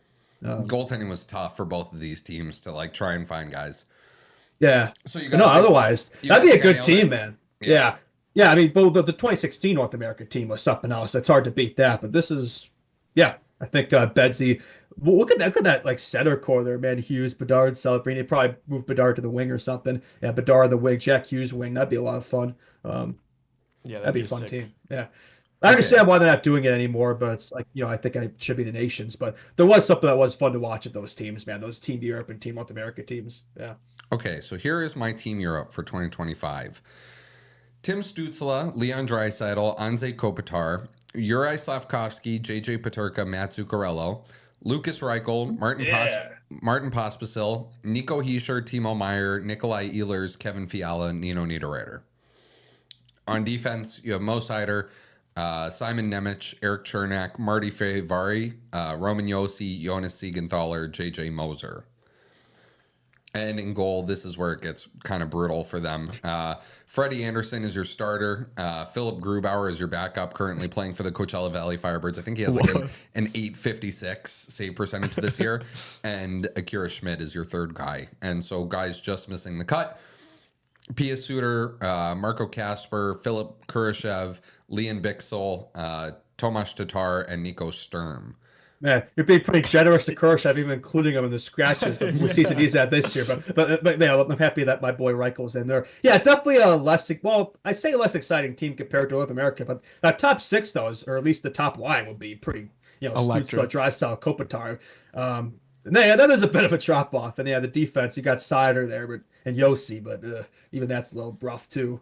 And the goaltending, they'd stand no chance. Yeah, I'm curious, like what the roster was from last time when they did this. Yeah, I remember that team being kind of weak too. I mean, I think they still performed though. Well, they had, here, I will read it off right here. Okay, Freddie Anderson, who's on my team now, Yaroslav Halak, Thomas Grace were your goalies. On defense, you had Zdeno Chara, Yossi, Dennis Seidenberg, Andrei Sekera, Mark Streit, Christian Ehrhoff, Lucas Spiza. And then up front, you had Mikhail Bodker. Leon Draisaitl was on the team. I don't even remember that. Yannick Hansen, Marian Hossa, Anze Kopitar, Franz Nielsen, Tomas Tatar, Thomas Vanek, Mad Zuccarello, P.E. Belmar, Marian Gabrick, Nino Niederreiter, and Tobias Reeder. That forward group was... It's actually not that bad. Yeah, pretty sick. Well, they made it to the final, know. They did, yeah. What am I talking about? Yeah, they were not, clearly, the 2016 World Cup hockey is just not very fresh in my mind. Probably because the U.S. sucked in that tournament. Yeah. They've come a long way this last decade. The Team North America team was absolutely that was ridiculous. Because you had Matthews, you had McDavid, all these guys. Oh, my goodness. I'll read this roster right now. John Gibson, Connor Hellebuck, Matt Murray were your goalies. On defense, you had Aaron Ekblad, Shane Gostisbehere, Seth Jones, Ryan Murray, Colton Parayko, Morgan Riley, Jacob Trouba. And up front, you had Sean Couturier. Think of how long ago that was that, like, Sean Couturier was on an under 23 and under team. That's insane. It was 9 years ago, man. That's wild to think. Jonathan Drouin, Jack Eichel, Johnny Gaudreau, rest in peace. Dylan Larkin, Nathan McKinnon, Austin Matthews, Connor McDavid, JT Miller, Sean Monahan, Ryan Nugent-Hopkins, Brendan Saad, and Mark Scheifele. That was such a Gaudreau was insane in that tournament. Like, there's a whole YouTube video, just Johnny Gaudreau World Cup highlights. But yeah, that team was something else. Holy jumping. It's like the best team ever on paper. Well, who was the team? Was it Team Europe or Sweden? They had like a crazy overtime whip or something North like America. Yeah, it was like some of the best hockey. They played Sweden, and Nathan it might be like scored. the best, like one of the best like overtimes you'll ever see. It was crazy. And every game with them was must watch. So yeah, it was a little corny, gimmicky, but like man, it provides some pretty damn good hockey. It must be said. But for the World Cup 2028, I don't think they're not bringing back those types of teams. So just be 8 nations at least. Yeah. So that's a good segue into. There we go. Yeah. No more questions, right? No, that was the last one. No more questions. Do. Easy E reference. Oh. So that is a good transition. The NHL, Gary Bettman, Bill Daly, Marty Walsh, and Ron Hainsey had a press conference on Wednesday before Team Canada played Sweden, where they announced that the NHL there would be a return of the World Cup of Hockey in 2028, setting a hopefully structured international calendar going forward, where we'll have every 2 years best on best hockey. Milano Cortina Olympics next year, the 2028 World Cup, and they haven't announced it yet. They're going to start taking bids for different locations. Chicago. Maybe. Unless you guys want to pay $700 to go watch, I don't know. Hopefully CHR will take it off by then. So they chump change for us. Right off by then. Yeah, they'll give us a suite there. Yeah, and they'll give us press passes, hopefully. Yeah, there you go. Be there. And yes, we will. Yeah, and then there's the French Alps Olympics in 2030 that they are planning to go to as well. I don't know if you guys caught this. I mentioned it on the stream, but there were a couple of commercials yesterday for the Olympics, already, which was kind of interesting because, like, the NHL doesn't get anything from the Olympics. Like, they don't get money. They don't get anything. If anything, they get the risk of their product, their players being injured at the Olympics.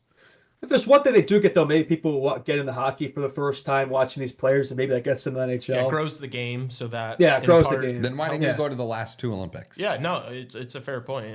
Yeah. Because the NHL's filled with a bunch of morons. That's why. It feels like they're starting to right the ship, though. I don't know. Maybe they got some new management up there. I know it's the same, Bettman and etc. But it's like it does feel like they're starting to make better decisions lately. Am I wrong in saying that? No, it you're feels right. like like the advertising, the marketing has been better. The they came out and did this. Yeah, like, this is great. This is good news. Like we're starting to right the ship here. Finally, catch up here. Yeah. Yeah, how do I feel about this? I just, Italy and France, really? Like I get it. Did they announce that's who's it's going to be? What do you mean? Next year's Olympics are in Italy. Oh, no, okay. I thought you were talking about the World Cup of hockey here. No, not exactly a hockey hotbed there. No, I'm just saying if you missed out on going to one of the more population heavy countries in the world, in China, where they are trying to grow hockey, like they really are. Did you guys see the Asia games there? Like Kazakhstan came out on top.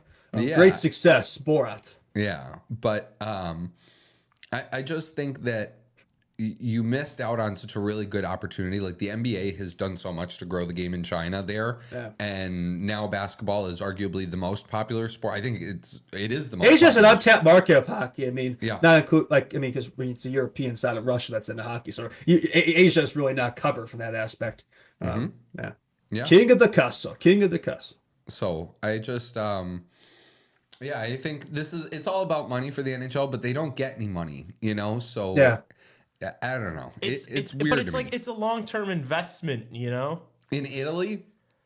And just because it's there doesn't mean that, like, are you suggesting that they shouldn't do it? Like, I think that's completely boneheaded. I think it's still a global stage despite that it's in Italy. I think that them promoting it through these commercials now, and I think it's just a bit hypocritical. You know what I mean? Like, you missed out. Like, if the opportunity is and the goal in mind is to really grow hockey, you miss the boat. And I get maybe South Korea, you wanted to use that as leverage over the players. Like South Korea is probably is what it is as far as hockey goes. But China was the real missed one, and they used 2022 wasn't the COVID was an excuse. It was an excuse though. Like it wasn't. They still sent players over there. But dude, I mean, I think it's a completely wrong mentality to have. Like, just because you didn't do it in China doesn't mean you shouldn't be doing it every That's not what I'm saying. I'm just saying that they're trying to make it seem like, oh, the NHL's returning to the Olympics, and you know what I mean? Like, you only didn't go to the last two Olympics because you wanted to screw over the players and try and get other things negotiated out of them. You wanted escrow, you wanted all of these things, and you wanted the players to bend to your will. And now, now you look like the saviors returning your NHL. It is pretty crazy. Like, knock on wood. Like, this is going to be the first Olympics NHL players in 12 years, over a decade. Like, that's a joke. That is wild. It sucks. Is it fair to say the NHL hates its players? Like, think about all the great childhood Olympic moments, right? 2010, the golden goal. I mean, it sucked for us Americans. Like, that's an iconic hockey moment, one of the most iconic goals of all time from Sid the Kid. 2014, TJ Sochi in the Olympics, and we haven't had anything since then. Yeah. Yeah, I just think, I don't know. I do think it's a bargaining chip for these teams to have over the players, because that's what the NHL is. That's who Gary Bettman lives to serve the owners of the NHL teams. Like, that is who his bosses are technically, and I don't know. I think it's all about money. I think the NHL is going to bring in some expansion teams here soon, which, it sounds super exciting, but what the expansion team stuff is all about? It's all about money, dude. It's all about that money. How much did Seattle pay? Or how much didn't... Was it almost like $1 billion or something crazy like that? It was. And then didn't Ryan and Ashley Smith pay $1 billion for the Arizona Coyotes? Yeah. That sounds right. Yeah. So imagine what the next... It's only going to keep going higher. Yeah, it's going to be well over that probably. And then all that money is split between the owners. You want to really grow the game, you add a European division, and you have teams in Europe. What in the world? Oh, you're just saying they do their own thing over there. What the hell the travel logistics gonna look like with that? So what you do is you go on a Europe road trip. So you go a European vacation. Yep. They say. Mm-hmm. Yeah. People have talked about that for a long time, and I honestly think I used to be all for it. It'd be the craziest thing ever. I used to be all for it. There's no way this kid was just. And now it's just like, now the more I think about it and like understanding the landscape of how hockey is over in Europe, like Europeans have their own hockey culture. They have their own culture. Yeah. You know what I mean? Yeah. Like these players, it's different, right? It's like soccer over there where you grow up and you play in these academies, right? Yeah. And you grow up and you play for the same youth team, a lot of times all the way up through the men's professional team. Yeah. You know what I mean? In Sweden, in Finland, in Russia, you know, that's how it is in a lot of these countries. Czech, you know, Slovak, like you play for the same youth team and it's like an academy, right? And so you're going to tell me that they're going to stick like I don't know. Give me a town in Sweden. I'm blanking. Like Gothenburg. Yeah, Gothenburg Knights, you know, in there. Or Stockholm. The Stockholm Squids, you know, you're going to put them in there. No, but you know what? Like, you know who's going to care about it? Nobody. Nah, you're tweaking. I think you're completely wrong. If you think that just because Sweden has their fun little league that they do over there, that's like the 4th ranked professional league in the world. Was it the Cell or something? That they wouldn't go nuts for an NHL team. I think you're out of your mind. They've been playing games over there too, like the preseason stuff. Or even to start the regular season, they've been doing that, right? Like places like Prague and stuff. But you're not going to get like Connor McDavid to go play over in Sweden. You know what I'm saying? Like, you pay him $15 million, I think, you know.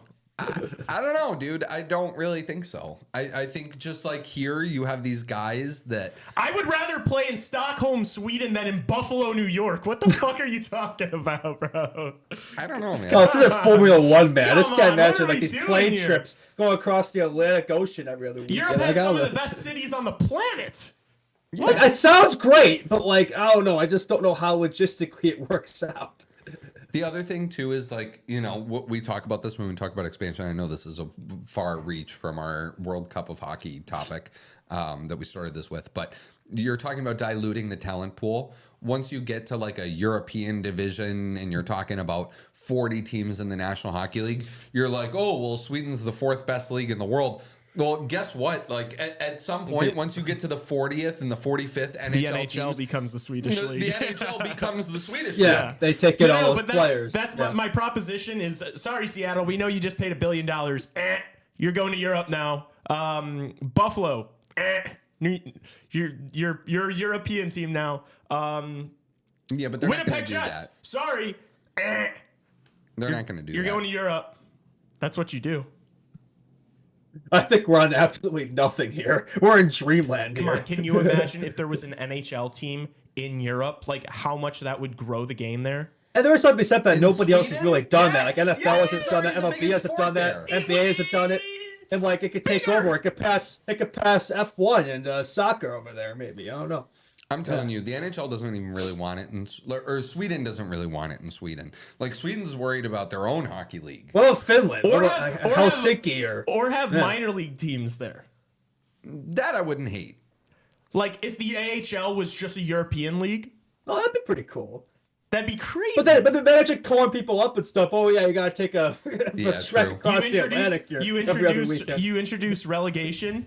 Bottom 3 teams in the league. No first round pick for you. You're going to Europe. Talk about things that the NHL owners will never get on board for. I'll say, like, these are creative ideas. I guarantee you nobody of them has thought about it. Yeah. The NHL owners will never let that happen. Yeah, like Carolina. Yeah, none of them pissing their money away. Remove the salary cap, add relegation. Let's play European footy, baby. Yeah. That's how you make hockey the biggest sport in the world. But it's all about the money, unfortunately. It is all about the money. Money. No NHL owner is going to say, yeah, I'll go play in the American Hockey League if I finish last. And on top of that, your team gets banished to fucking Turkey. It's like, fuck, dude. For me, the way you would do this and make it work, and then we can like talk about my only thought on the World Cup, and we can just like end that part of the discussion here. I just hope they stick to it. You know what I mean? And not just the World Cup, but like going to the Olympics and making a real World Cup. Like do it in Olympics next year, 26, World Cup in 28, Olympics 30, French Alps 32, 34. Make sure you go to 32 and 34 and World Cup in 36 and Olympics in 38. Like you have to stick to this. Otherwise what is the point of it? You know what I mean?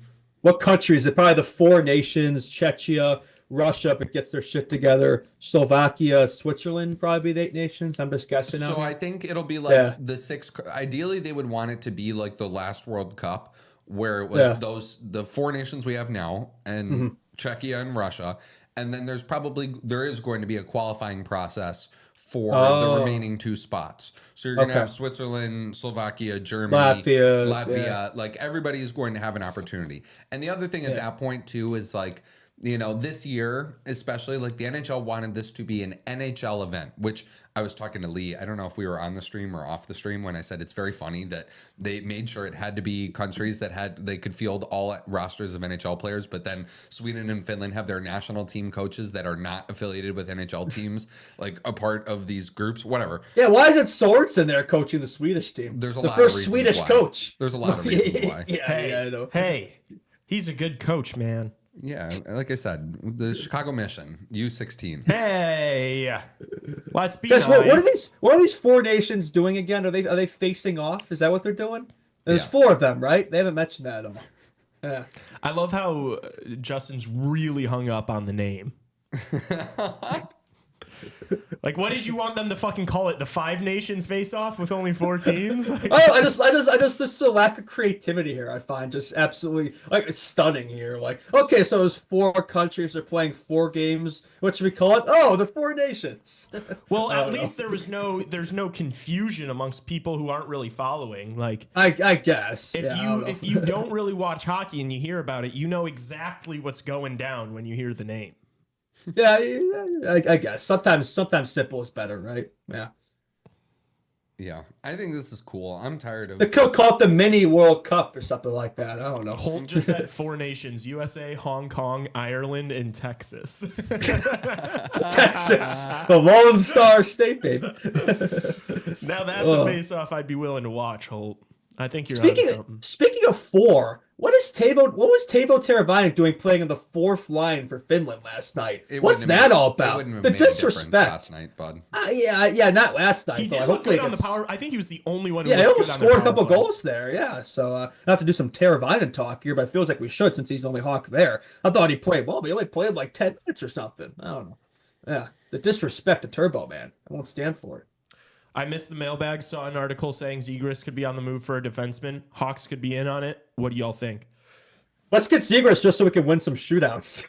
I mean, he hasn't really done much the last couple of years, but clearly he needs to change his scenery. And I mean, I am a fan of Zegras. I love his game. He's fun to watch. He's got a little bit of that Kaner in him. Would you give up Korchinski for him? Absolutely. No, like it would have to be no. It would have to be like it would have to be a cheap return. Like I'm not giving up a top prospect for 2025. Nolan Allen. Yes. Yeah, I gotta like Nolan Allen, but yeah. No.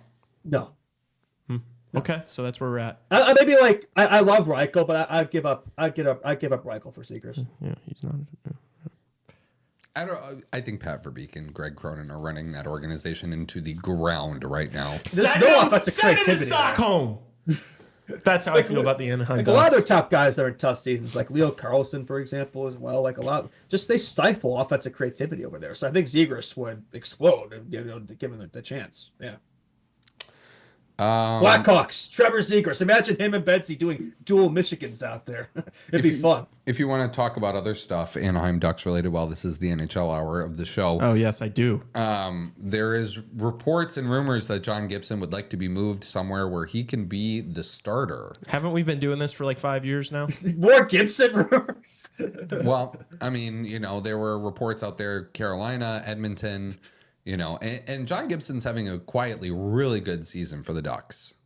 This guy's been rumored to be traded from the Ducks since he got there. His whole career. He's going to die an Anaheim Duck. I'm not convinced he's leaving.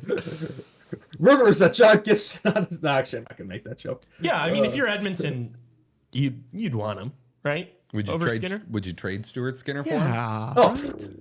Yeah, Skinner's not been that guy, pal. I would take somebody more experienced like Gibson. And he's never really had that opportunity, too. He's been on a lot of shitty Ducks teams. Like, I imagine his game would be a lot stronger on an actual competent team. But what if Gibson gets hurt then? What are you left with? Calvin Pickard. Yeah, exactly. Yeah. What happens if Skinner gets injured? Pickard sounded a better season than Skinner. No, I'm just saying, like, if you acquire John Gibson, if you're Edmonton, You probably try and find a way to hang on to Stuart Skinner. Yeah, probably. Yeah. What are you giving up then? Have him be the backup to John Gibson, Yeah. Do you guys actually think he gets moved? No, because we've been hearing this for so long, so I have no expectations there. Yeah, no. I'd have to see it to believe it. Do you want to get into some more? I know we've teed up a little bit, but this USA Canada game, maybe get some score predictions going for tomorrow. Yeah, we can do that. What do you guys? How do you guys think this is going? Well, I think it's going to be a close game. I mean, I hope it goes to overtime. That would be absolute cinema. This game's going to be cinema, but like, imagine this game going to OT. Holy joe! This 10 on. Here's our thing. 10 on 10, 3 on 3. Let's bring that to the NHL too. Like, I think the NHL has been experimenting with this tournament a little bit. 10 minutes, 3 on 3 is the way to go. I know the players don't seem to like it. I think McKinnon's like, oh, I'm gassed. Well, yeah, when you're shooting the puck every chance you get, that might be why. But I'd say for the game tomorrow, USA Canada. I've been so accurate with these predictions so far. I feel like there's a lot of pressure on me right now to get this right. I would say it's going to be a barn burner. I will say 5-4 US in OT. Austin in Matthews overtime? Yeah. In overtime? Okay. Yeah. First of all, like I will say, I was dogging Nate for shooting the puck a lot during overtime too, but like they were all like good opportunities for him to shoot the puck. Like they were all, and people were like clowning him for looking off Connor McDavid on the 2-on-1. Yeah. The defenseman took away the pass. Like he had to shoot it. So dude, Nate Dogg was locked in, man, to that game. Even the pregame, like Bissonnette was like barking at him on the pregame show, and he was just like he was not showing anything. Like, these guys are taking it seriously. You love to see it. Yeah. I'm going 4-2 USA. I think Team Canada scores both their goals in the first half of the game. And then I think the U.S. are up 3-2 with a few minutes left. Canada pulls the goal. U.S. scores an empty netter and wins 4-2 in Canada. I will say... I don't think there's any way. By the way, I don't think there's any way this is a high-scoring game. Yeah, and people are saying that. Then in that vein, I will go 3-1 USA. Now, and what I will say to you fellas... Wow, we're all going for the U.S. The Canadian assets even picking the U.S. Canada's going to be so sharp, bro. So, the other thing, too, is, like, you think you're going to beat the same team twice in this event? Oh, yeah. I see what you're teeing off here. If they face off in the finals, you think that Canada would get their revenge. I know we're saying this, but if USA... It's at the U.S., too. The final games are at the U.S. Yeah. In Boston, so... I guess you could say they could repay the favor if the U.S. beats them at Canadian soil. The Canadians can beat us on U.S. soil. Meh. I'm not moved. 3-1 U.S. is my score prediction. All right. Do you want to do predictions for the first game, too? Oh, yeah. Sweden and Finland, the game that everybody's really amped up for tomorrow. We don't need to do scores. We could just say who you guys think is going to win the game. I will say that Finland shocks the hockey world, and the underdog. I would say I think they could beat Sweden. I think they will. Teravainen, masterclass performance. I think Sweden narrowly edges them 2-1. I'm gonna say Finland wins, and so if the U.S. wins in regulation tomorrow, and we said this a little bit they're locked in the championship, right? Yes, but if the U.S. wins in regulation tomorrow and Finland beats Sweden in overtime, then U.S. has 6 points and the other 3 teams have 2 points. So that makes Monday really spicy. Monday really spicy. Yeah. So that's what I want. Spicy. Yeah, there we go. What if it's not Canada? What if Canada's going to make it to the championship? They could not. Yeah. That'd be pretty funny. I hope they do. Like, I want a U.S.-Canada championship. A U.S.-Sweden, U.S.-Finland championship. Boo. Boring. Like, no. I think that's what the U.S. or I think that's what the NHL wants too. Yeah, that's why they have this tournament for the ratings and the money. Money. That's right. Oh, I thought you were gonna. No, that's all you, OG. Lee did jump in there. Disappointing.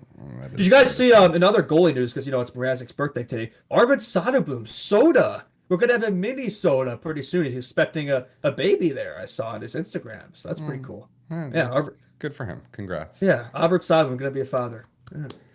Yeah, that never derails the career of young players in the NHL. Thomas, I'm coming for you. Oh, is there a Canadian in the stream? Right and I was yelling at him all of last night. Oh, some spicy news before we leave. Kevin Lankinen will start between the pipes tomorrow for Finland. Wow, Blackhawks legend. Saros is kind of lit up against us, but that was the U.S. though. I get that though. I mean, Lincoln's had a good season. That's not. I mean, I don't. He's at ride the hot hand, right? Yeah. Coach Antti Pennanen said, "We have 3 good goalies. It's a good situation for us. Juice, I think he was really good for the first 40 minutes, but 6-1, so we have to do something. Kevin has played some good games lately, so that was behind the decision." Didn't they ask him like what happened to the third? He's just like, I had no idea. Yeah, he started getting peppered. The first Matthew Tkachuk goal like looked bad, but it was a brutal redirection from Mikkola that just went straight over his glove. Because like at first glance, it looked like he just scored a wrister from 55 fucking feet away. But yeah, I can't help but feel bad for UC Saros. This sucks, like especially with how bad the season's gone for him in Nashville. And Mr. No Goal was let up 6 last night. Elliot Friedman was talking about how like he just seemed like dejected and just like relieved to be taking a break from the season, and then now this, it's like you can't help but feel bad for him. Elliot Friedman. Did you guys hear our 32 thoughts today? His thoughts on the U.S.-Canada matchup. He said his nipples are erect just thinking about it. Yeah, he did say that. That is real. That's a real quote. I swear I'm not making that up. No, I heard him. I heard him. Yeah. I heard him say it too. I just didn't think that's how we'd be ending Friday's show. Yeah.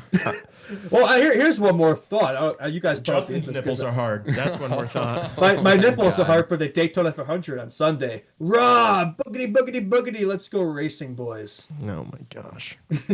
Now I got motorsports and hockey to watch. It's good to be in my land right here, Bjork Beams territory. Gonna watch them turn left a lot. Hell yeah, baby, America, rah! Fast and left. Hell yeah. Fast shake and bake. And left. If you ain't first, you're last, baby. Lee, if the U.S. wins, just remember Canadians are the reason you got to watch your team be good as a kid. Patrick Kane. I didn't know Buffalo, New York was in Canada. That's interesting. Oh, beat us in a war, dude. Remember who protects you. No, I'm talking sports here. I don't give a shit about Hockey Canada's history. It's Team USA time. It's USA hockey time. We're taking over. Do or die. Look me in the eye. I'm the captain now. All right, that's what Team USA is going to be doing tomorrow night. You are Team Canada defeated Team USA 4-2 in the last NHL International Tournament in the 2016 World Cup. I see the vision from Lee there. Canadians are clinging onto it. Flip the script. They're clinging onto it. They're clinging on to the fact that they've been so good for so long. They're getting so insecure, man. They know their time is coming to an end here. USA hockey is taking over. Yeah, baby. What if Canada just absolutely pumps the U.S. tomorrow? Are you gonna spiral? No, not happening. No. You're mama, don't you cry. I think you both will spiral if Canada pumps them. I'm probably more pissed off about that than any Hawks game this year. I think if Canada pumps them, I think it's a guaranteed win for the U.S. in the finals. Oh, they're going to bounce back. They're going to bounce back in the final. Yeah, they got to take care of business Monday first against Sweden. But yeah, I think that is something to be said for that. You may have won the battle, but you ain't going to win the war. I think the Tkachuk brothers are going. Canada's already like, Sam Bennett's in the lineup. We got to put Sam Bennett in the lineup. Man, what the fuck is Sam Bennett going to do? That's a reactionary move, man. Yep. Well, Travis, we're making the Tkachuk brothers are going to eat. We're making the first move. Canada's making the second. They're on the back foot. The Tkachuk bros are going to roll them fucking over, and I can't wait for it. I can't wait. And I don't even get to watch it. Oh, you're working? You're going to be so much more upset if y'all lose than I will be, Lamau. I hate Hockey Canada. That's the thing. This is what you guys do. This is the cope that I've been talking about all tournament. This tournament doesn't matter if we lose, but if they win, it's like they're going to make the biggest deal of it. I don't care I just hate hockey. Shut up. Yes, you do. You care. You're in chat arguing with me saying that I'm underestimating how good Canada is. And if Canada wins, you're going to say I told you so. Shut the fuck up. You care. I know you do. I'm coming for you, Thomas. Okay. They're not beating us even strict. They got to rely on those power play merchants there if they want to beat us. The Zebras. But it's not happening, baby. Okay. That seems like a good place to wrap. Live streams. We have so many live streams. Jeez, we have too many. Tomorrow. No, well, I'm kidding. no. I'm kidding. I'm going to smack you, I dude. knew you were going to say that. Here's what's going on. This game tomorrow is going to go to overtime.